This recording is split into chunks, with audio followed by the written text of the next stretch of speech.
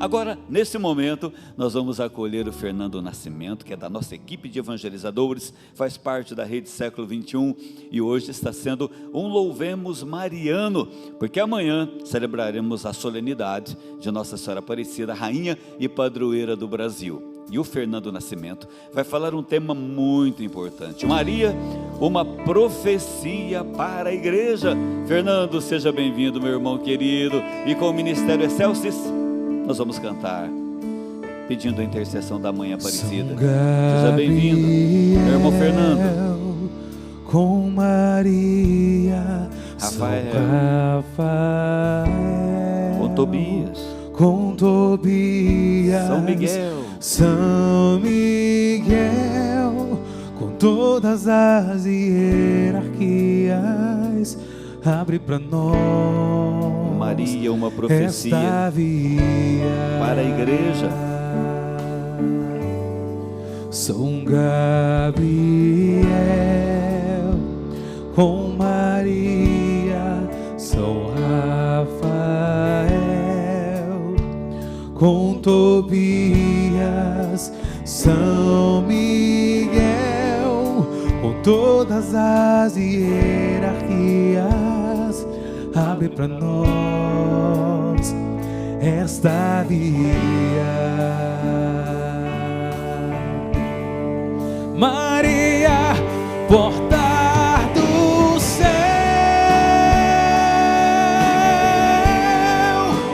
passa na frente, abre os corações.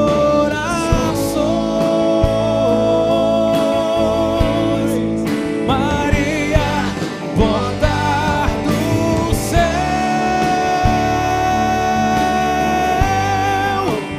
passa na frente, abre os corações,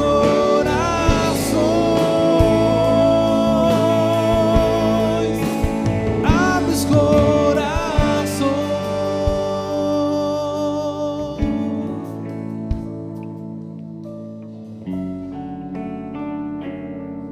Louvado seja nosso Senhor Jesus Cristo, para sempre seja louvado.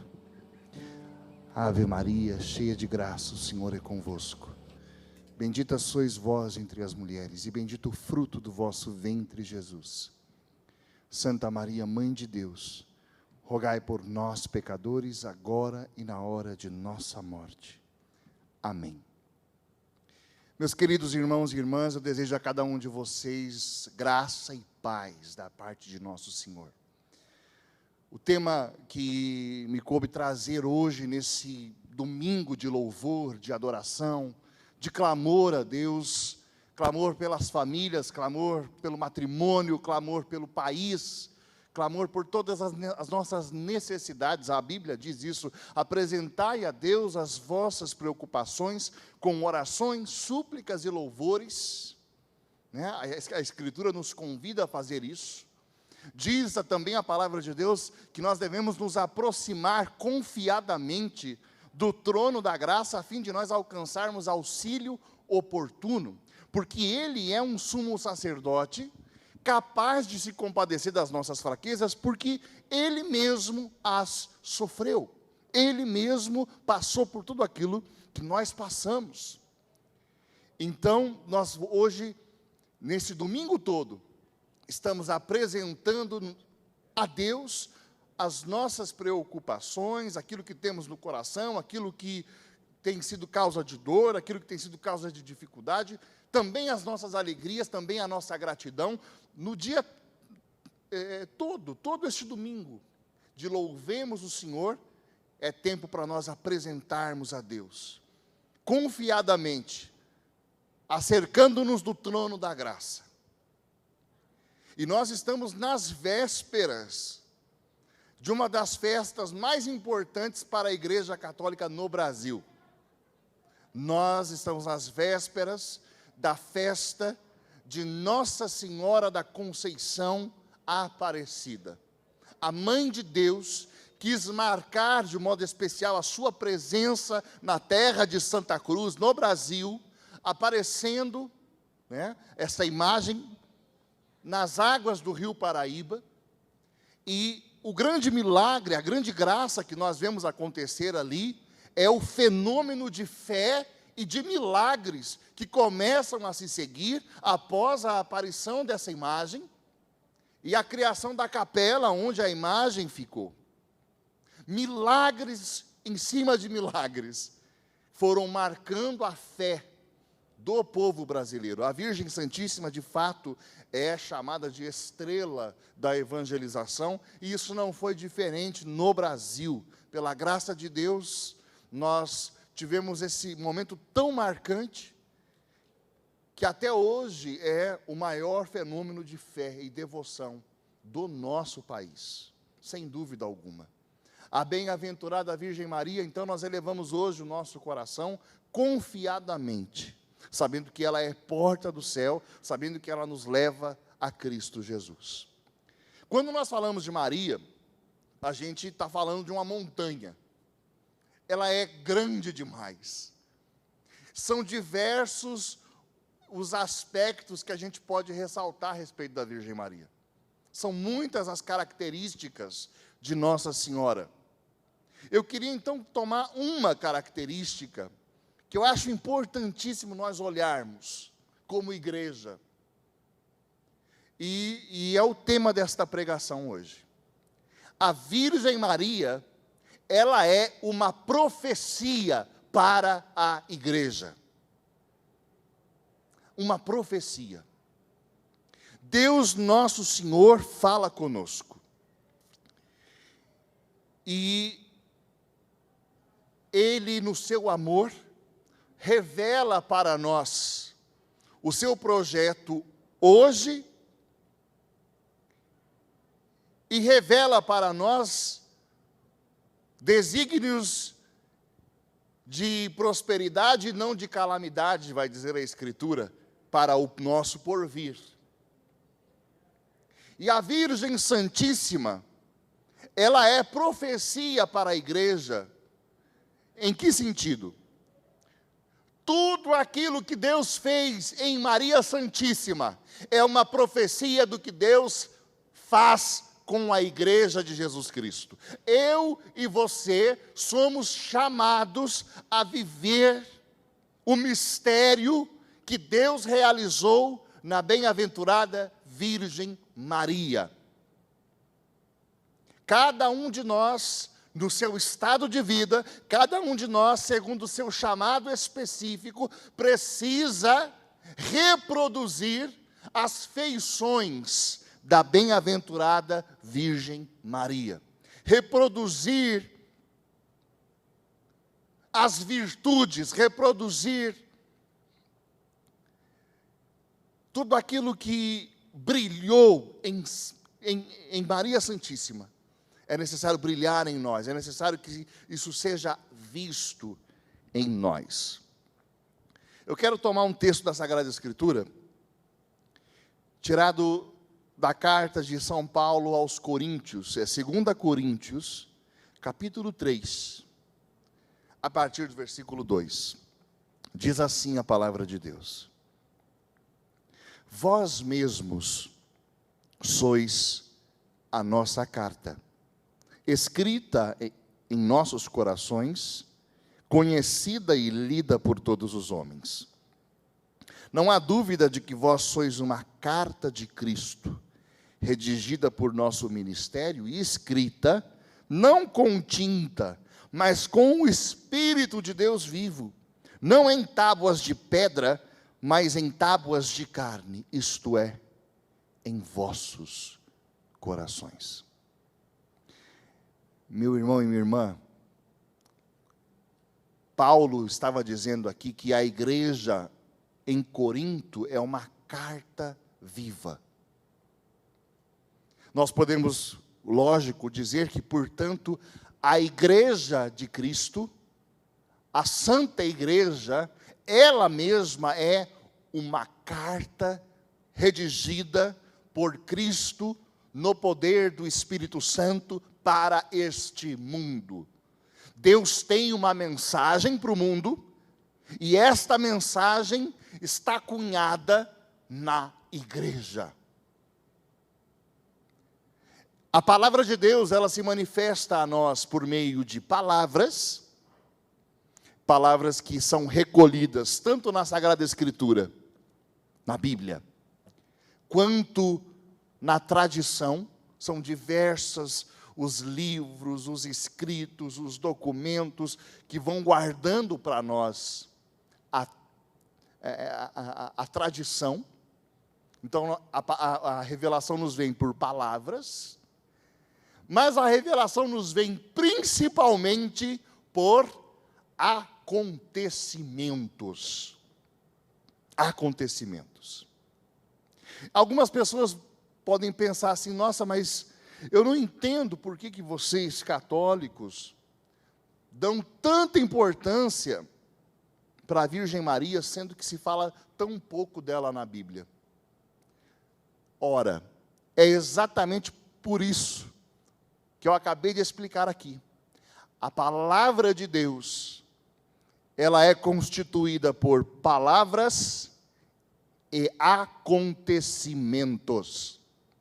Você sabe por que a Virgem Maria, depois de nosso Senhor Jesus Cristo, depois da Santíssima Trindade, ela é inigualável no cristianismo? Porque o que aconteceu com esta menina de Nazaré é inigualável. Ninguém nunca antes dela e ninguém depois dela viverá o acontecimento que se narra no Evangelho de Lucas, a partir do capítulo 1. O anjo Gabriel entrou onde ela estava e disse a ela: Shalom, cheia de graça, a paz esteja contigo. Olha que coisa interessante. O anjo, quando saúda a Virgem Maria, não a chama pelo nome. Não sei se você já prestou atenção nisso. Nós, quando rezamos a Ave Maria, nós rezamos Ave Maria, cheia de graça, né? Repetindo as palavras do anjo. Mas é interessante, o anjo não diz Maria. O anjo diz: Ave, cheia de graça, o Senhor é contigo. O que isso significa? Significa que a verdadeira identidade desta menina é a graça. É a graça. Ave, quem é você? A cheia da graça. O Senhor, Ele é contigo. Não há outra coisa em você, Maria, que não seja graça. A palavra no grego é kecharitomene, que significa cheia da graça, né? No nosso português a gente colocou como cheia da graça, mas o sentido no grego é dizer assim: olha, não existe em você outra coisa, Virgem Maria, não existe em você outra coisa que não seja graça. Tudo em você é graça. A tua identidade, Virgem Santíssima, é graça. Ave, cheia de graça, o Senhor é contigo. A identidade dela. E aqui começa a profecia de Deus para nós. Queridos irmãos e queridas irmãs, eu tenho certeza que o Padre Eduardo, quando passou aqui pela manhã e começou a explicar a respeito da bem-aventurada Virgem Maria dentro do reino da divina vontade, eu tenho certeza que ele pôde colocar cada um de vocês, irmãos e irmãs, dentro deste panorama da salvação. E quando nós olhamos o panorama da salvação, nós temos que entender o seguinte: o plano original de Deus é aquilo que nós lemos lá no primeiríssimo livro da Bíblia, chamado de Gênesis. A palavra Gênesis significa o quê? Origem, né? Existe um plano original, existe uma gênese, um plano de Deus Criador para nós. E qual era o plano de Deus Criador para nós? Primeiro, que nós nasceríamos mediante o sopro do seu espírito, o ruá. Diz a palavra de Deus em Gênesis capítulo 2, que o Senhor formou o homem com suas mãos e inspirou-lhe um sopro de vida, no hebraico ruá. E o sopro de vida que vem de dentro de Deus passou a ser vida na vida do homem. Ou seja, a vida espiritual de Deus passou a ser a vida do homem e da mulher, que é tirada de Adão. E eles são introduzidos aonde? São introduzidos num jardim, todas as vezes, deixa eu falar aqui bem perto de você. Todas as vezes que você ver na Bíblia a palavra jardim, entenda a palavra jardim como lugar de intimidade. Todas as vezes que você ouvir, que você ver, Deus estava no jardim, Jesus foi para o jardim das oliveiras. Eu farei de ti um jardim fechado, diz Isaías, regado, cuidado pelo meu espírito. O jardim é o lugar da intimidade. O Éden, qual é o significado do jardim do Éden? Que Deus criou o homem e a mulher para viver na intimidade. E aí nós vemos o homem, Adão, Eva, caminhando com Deus. Caminhando e tendo tamanha intimidade com Deus que os passos de nosso Senhor lhes eram conhecidos. A intimidade era, sabe aquela esposa que sabe que o esposo chegou só pelo barulho que está acontecendo? Quando ela, né, pelo barulho da chave, pelo jeito de caminhar, né, pelo jeito que mexe nas coisas, fulano chegou. Por quê? Porque tem intimidade. Adão e Eva eram tão íntimos de nosso Senhor, tão íntimos de Deus, que o reconheciam simplesmente enquanto ele caminhava no jardim. Que coisa linda. Tudo isso é rompido e quebrado pelo pecado, é destruído pelo pecado. Mas o que nós tínhamos em Eva e o que nós tínhamos em Adão? Nós tínhamos o homem vivendo na intimidade de Deus, na união perfeitíssima com Deus, com o Espírito de Deus dentro de si, portanto, com dons que a teologia chama de dons préternaturais, ou seja, realidades que davam a eles entendimento a respeito das coisas criadas num nível inigualável. Eles conseguiam olhar para a criação e ouvir o cântico de louvor que os pássaros, que as águas, que os ventos, que tudo fazia para Deus Criador. Eles conseguiam captar isso por uma sabedoria que lhes era infusa. Eles tinham todo esse conhecimento porque o ruá de Deus habitava neles. Eva era cheia da graça. Eva não tinha pecado nenhum e habitava na presença de Deus. Um dia, um anjo decaído aparece em forma de serpente, dialoga com ela, que era imaculada, e a seduz, e ela cai, com ela cai Adão, e todo o gênero humano. Até que, muitos anos depois, a Bíblia vai dizer, na plenitude dos tempos, Deus amou o mundo de tal maneira, que olhou para uma cidadezinha chamada Nazaré, e encontrou uma menina, entre 14 e 16 anos. E quando ele encontrou essa menina, também esta menina foi visitada por um anjo, assim como Eva. Esta menina, assim como Eva, era imaculada. Nela não havia mancha de pecado. E eu já vou explicar para você quais são os fundamentos para nós dizermos isso de Maria. Uma imaculada, visitada por um anjo, A primeira imaculada, que foi Eva, desobedeceu. A segunda Eva, a nova Eva, a Virgem Maria, disse: Ecce ancilla Domini, eis a serva do Senhor. Fiat mihi secundum verbum tuum, faça-se em mim segundo a tua palavra. E a partir daquele momento, ela concebe a segunda pessoa da Trindade Santíssima. Bem, este acontecimento nunca mais se repetirá na história da igreja. Ele nunca aconteceu antes e nunca vai acontecer depois. A única que teve no seu ventre crescendo o próprio Deus chama-se Maria. Miriam, Maria de Nazaré, Virgem Santíssima.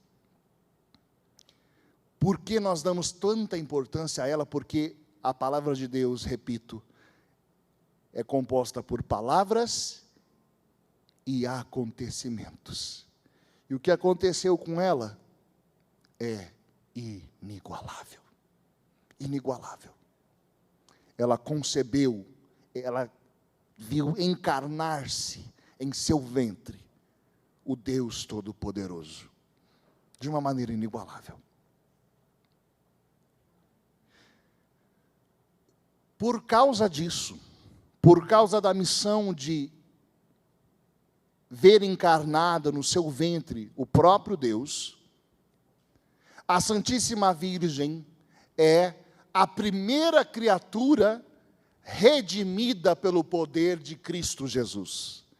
A Virgem Santíssima, em virtude da missão de conceber, em virtude da missão de ser a mãe de Jesus, ela é redimida por antecipação, ela é preservada da mancha do pecado, ela é a nova Eva, e isso não é uma invenção da Igreja Católica, isso é o que nós lemos nos primeiros pais da Igreja, quando nós abrimos lá os escritos de Orígenes, quando nós abrimos os escritos de São Justino Mártir, quando nós abrimos Santo Irineu, estou falando de homens do século II do cristianismo, século II. Estes homens foram os que nos ajudaram a perceber que Cristo Jesus era o novo Adão e que a bem-aventurada Virgem Maria era a nova Eva, e que o primeiro Adão o segundo Adão, que é Cristo Jesus, supera o primeiro Adão.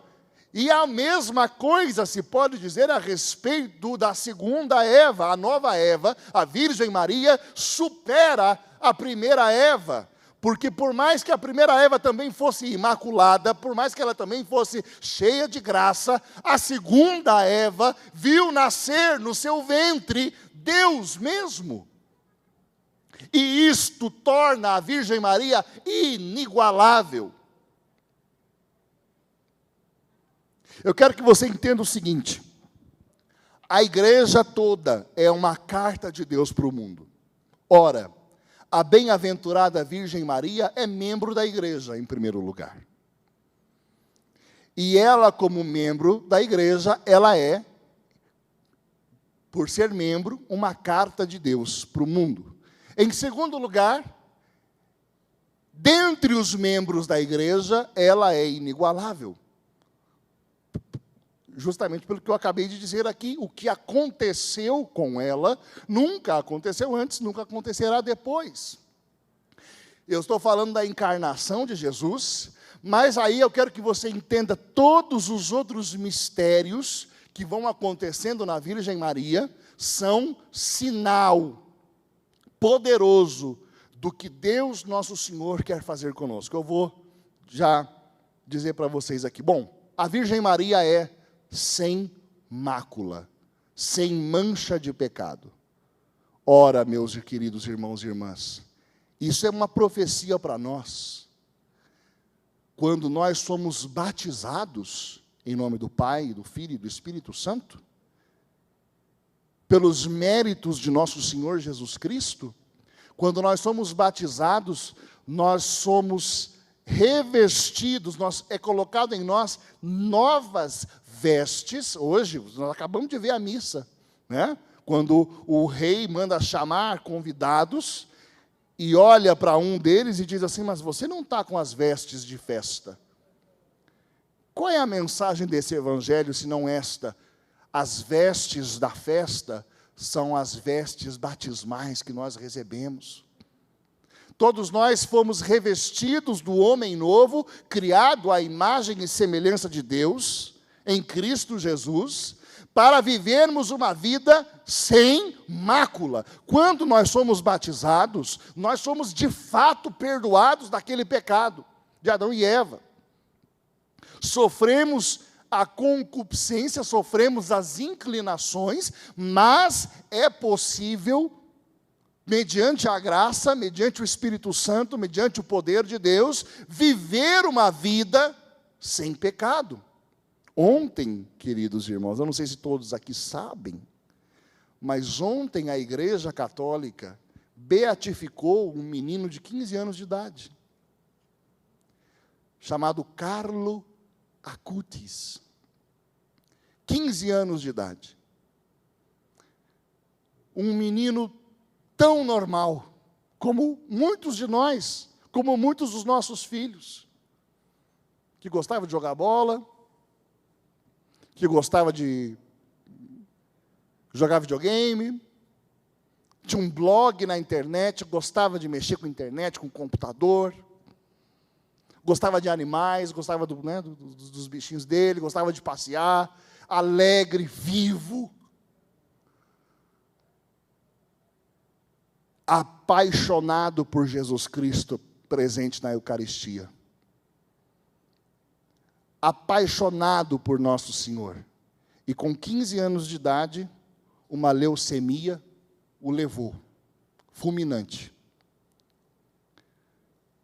E esse ano, quando a igreja foi exumar o corpo de Carlo Acutis, o que aconteceu?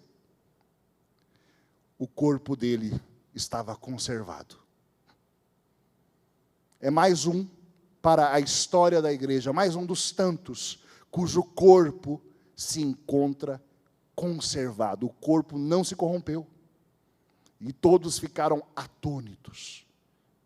Além disso, aqui no Brasil, uma cura extraordinária, um verdadeiro milagre aconteceu por intercessão desse menino, Carlo Acutis. Para dizer a você, querido irmão e querida irmã, que aquilo que aconteceu com a bem-aventurada Virgem Maria, uma vida imaculada, é uma profecia para a igreja e homens e mulheres de todos os tempos, inclusive recente. O Carlo Acutis faleceu faz pouquíssimo tempo, ano 2006. Ele é dos nossos dias e viveu uma vida santa. Maria profetiza para nós que nós devemos viver uma vida sem a mancha do pecado. Segundo, Maria profetiza para nós que nós devemos reproduzir no mundo, fecundar o mundo com Cristo Jesus. Maria é a mãe de nosso Senhor por excelência, de modo inigualável. Ela teve fisicamente nosso Senhor crescendo no seu ventre. Agora, toda a igreja, você e eu, nós somos chamados a sermos homens e mulheres que pelo Espírito Santo fecundam a presença de Jesus Cristo aonde nós estivermos. Se você está num ambiente de trabalho e ali Cristo não estava, agora Cristo está, porque você está. Se você estava num ambiente hostil, numa sala de aula, seja num colégio, seja numa universidade, glória a Deus que você está lá, porque Cristo passou a estar lá. Nós somos chamados a fecundar o mundo com a presença de Cristo Jesus, nós somos chamados a termos em nós o bom odor de Cristo Jesus, vai dizer o apóstolo Paulo. A igreja é aquela que, pelos sacramentos, aquela que, pela pregação da palavra, pelos sacramentais, por todos os meios da graça, ela reapresenta, ela presentifica Cristo na sua vida, paixão, morte, ressurreição, ascensão aos céus, o derramamento do Espírito Santo, ou seja, todo o mistério pascal, ele se torna presente e vivo agora na vida do mundo, porque a igreja está aí, e a igreja é a carta viva. Assim como Maria, repito, foi sem pecado, eu e você somos chamados a viver uma vida que renuncia ao pecado, que abre mão das coisas desse mundo, que rasga o seu coração para não se contaminar com as iguarias desse mundo, mas comermos da carne viva de nosso Senhor, presente na Eucaristia, e vivermos uma vida santa. Nossa Senhora concebeu e deu à luz a Cristo Jesus. A igreja é chamada a plantar nesse mundo não ideologias. A igreja não é chamada a plantar partidos políticos. A igreja não é chamada a plantar nenhum outro tipo de filosofia ou de pensamento de qualquer outra coisa. A igreja é chamada a fecundar no mundo Cristo Jesus. E se Jesus não aparece esplendoroso, falhamos enquanto igreja na nossa missão. Bendito seja o Espírito Santo, porque nunca houve um momento da história da igreja que os santos não resplandecessem nela. E o Carlo Acutis é um grito do Espírito Santo dizendo: eu estou aqui, eu estou aqui. Eu sou o Espírito do Deus vivo, eu estou aqui. Se você se abrir a mim, eu vou vir ao teu coração, eu vou santificar a sua vida, eu vou vencer o pecado, eu vou me derramar sobre você, eu vou santificar a sua vida, eu vou fazer você cheio da minha graça. A Virgem Maria é exemplo de escuta da palavra de Deus. Nós vamos ver isso em toda a Escritura. Maria vai vivendo as coisas, e diz a Bíblia, olha a descrição que a Escritura faz. Ela guardava todas essas coisas no seu coração. Nós precisamos ser uma igreja que guarda a palavra no coração, que silencia, que medita a palavra. Ela é profecia de Deus para nós em como acolher os acontecimentos da vida. Como acolher a palavra de Deus escrita e nos acontecimentos da vida. Maria é espelho para nós, olha que coisa linda. Quando ela recebe a visita do anjo, ela ouve pelo anjo que Isabel, a sua prima, a sua parenta, está grávida. E por estar grávida, precisa de ajuda. Então ela sai correndo em direção à sua prima, Isabel. E diz a palavra de Deus que quando ela chega lá, mal a saudação da Virgem Maria chegou aos ouvidos de Isabel, a criança, João Batista, salta no ventre de Isabel. Isabel fica cheia do Espírito Santo e começa a falar: bendita és tu entre as mulheres, é bendito o fruto do teu ventre, bem-aventurado é você porque acreditou, vai se cumprir em você, Maria, tudo aquilo que o Senhor disse, tudo aquilo que Ele disse vai se cumprir. A igreja é chamada a, com sua presença, tornar o outro cheio da presença do Espírito Santo, como a Virgem Maria. A simples presença, a simples Shalom, Isabel. Isabel ficou cheia do Espírito Santo, sem muitas palavras, sem muitos discursos, sem grandes pirotecnias. Não, não, não, não. A saudação de uma mulher santa, cheia do Espírito. Deixou Isabel cheia do Espírito. Maria é a mulher do louvor e da adoração. A igreja precisa ser o lugar do louvor e da adoração. Minha alma glorifica o Senhor. O meu espírito exulta de alegria em Deus, o meu Salvador, porque olhou para a pobreza da sua serva. De agora em diante, todas as gerações vão me proclamar bem-aventurada, porque o Senhor fez em mim maravilhas, santo é o seu nome. Em Maria você vê o verdadeiro louvor, a verdadeira adoração, que se humilha, que reconhece que é pobre, que reconhece que é pequeno, que diz: santo é Deus, santo é o Senhor. Nós precisamos voltar a ser uma igreja de louvor e de adoração, de menos antropocentrismo, de menos holofote para si mesmo, é holofote em homens, holofote em pregadores, holofote em pessoas o tempo todo. Nós temos que voltar a ser uma igreja que se humilha e exalta a Deus, e adora a Deus, e declara a santidade de Deus. Maria é profecia para nós disso. Maria é profecia de seguimento de Jesus. E olha que interessante, né? Jesus estava pregando e alguns foram dizer assim: olha, Senhor, a tua mãe e os teus irmãos, os teus parentes, estão aí fora. E Jesus diz assim: a minha mãe e os meus irmãos são aqueles que fazem a vontade do meu Pai. A Virgem Santíssima, ela é aquela que cumpriu com excelência, que viveu com excelência na vontade de Deus, que cumpriu a vontade de Deus. E o momento mais chave, onde nós vemos a fidelidade dela, é diante da cruz de Jesus. E é só um versículo, João fala só um versículo sobre a Virgem Maria. João diz assim, né?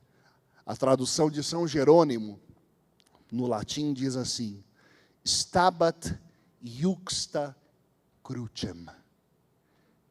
Estava de pé, junto à cruz. Eu não sei se você consegue entender a descrição que João faz. Maria não simplesmente estava lá, como qualquer mãe em luto. João diz que ela estava de pé junto à cruz.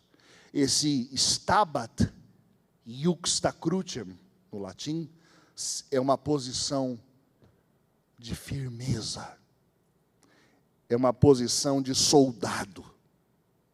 A Virgem Maria estava aos pés da cruz, firme, com uma fortaleza de quem é cheia de Deus, de quem não entende com a humana razão o que está acontecendo, mas sabe que a vitória vem da mão de Deus.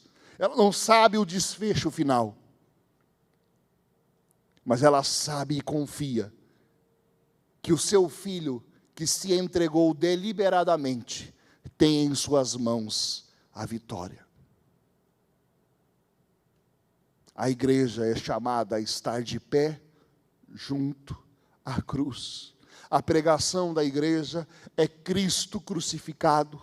A pregação da igreja é o sangue redentor de Cristo Jesus, que é derramado por amor de mim, por amor de você que está assistindo, pelo seu casamento que precisa ser restaurado, pelo seu filho que está precisando ser alcançado pela graça. Em nome de Cristo Jesus, nós queremos dizer a você que essa é a profecia da vida da Virgem Maria para nós. Nós temos que estar de pé ao lado da cruz, porque é da cruz que emana a salvação, é da cruz que vem a pregação da igreja, é ali que nós temos que estar.